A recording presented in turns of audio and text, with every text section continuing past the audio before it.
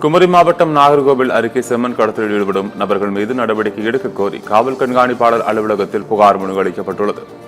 குமரி மாவட்டம் பேச்சுப்பாறை அணையிலிருந்து பாசனத்திற்காக திறந்துவிடப்படும் தண்ணீர் கால்வாய் வழியாக காரவளை வரை செல்கிறது. இந்த கால்வாயில் பொதுப்பணித்துறை சார்பில் தடுப்புச் சுவர் அமைக்கும் பணி நடைபெறுகிறது. அப்போது சமூக விரோத கும்பல் ஒன்று ஹிட்டாச்சி வாகனத்தை பயன்படுத்தி சாலை மற்றும் கால்வாய் தடுப்புச் சுவரை சேதப்படுத்தி செம்மண் கடத்தியுள்ளது. இதனை அப்பகுதி பொதுமக்கள் தட்டி கேட்டபோது அவர்களுக்கு செம்மண் கடத்தலில் ஈடுபட்டவர்கள் கொலை மிரட்டல் விடுத்ததாக தாக்க முயன்றதாகவும் கூறப்படுகிறது.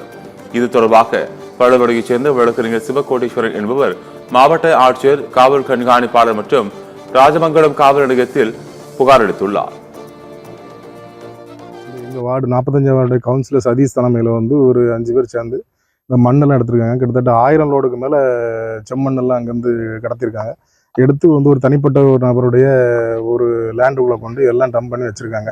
அதனால் இது சம்மந்தமாக நாங்கள் மாவட்ட ஆட்சியர், கனிம வள அதிகாரி, அதுக்கப்புறம் இன்ஸ்பெக்டர் ஆஃப் போலீஸ் ராஜாமங்கலம், அப்புறம் எஸ்பிட்ட எல்லாத்தையுமே கம்ப்ளைண்ட் கொடுத்துருக்கோம். அதுக்கப்புறம் இந்த மண் கடத்திட்டு இருக்க டைமில் நம்ம ஊரில் இருந்து பொதுமக்கள்லாம் சேர்ந்து தடுக்கிற டைமில் அந்த கவுன்சிலர் தலைமையில் உள்ள அவங்களுக்குள்ள அடியாட்கள் ஒரு 5 பேர் சேர்ந்து பொதுமக்களையும் நம்ம வார்டில் உள்ள மக்களையும் மிரட்டுறாங்க. உங்களை தொழில் செய்ய விட மாட்டேன், உங்களை ஊரில் வாழ விட மாட்டேன்னு சொல்லி கொலை மிரட்டல் எடுக்கிறாங்க. அதனால இவங்க மேலே தக்க நடவடிக்கை எடுக்கணும்னு பணியோட கேட்டுக்கொள்கிறேன்.